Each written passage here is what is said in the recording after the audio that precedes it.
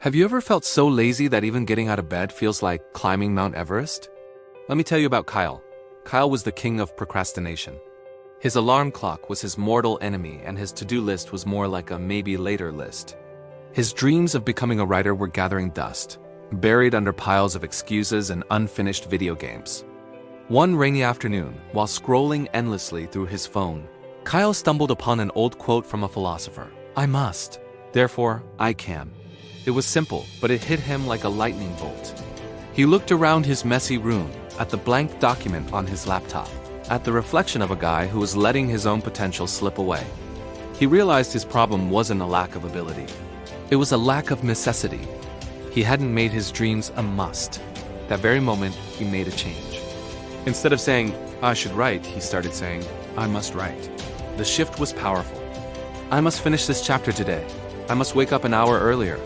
I must clean my workspace. The word must transformed his desires into non-negotiable tasks. It created an urgency that should and want to never could. Slowly but surely, Kyle's life began to change. Waking up early was no longer a debate. Writing was no longer a choice. It was a commitment.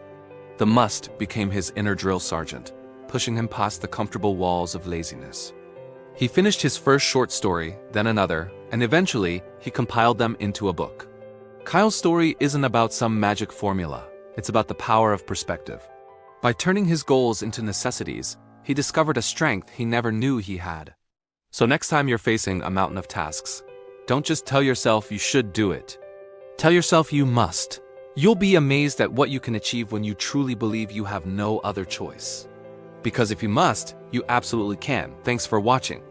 If this resonated with you, give us a like and subscribe for more stories that inspire. See you next time.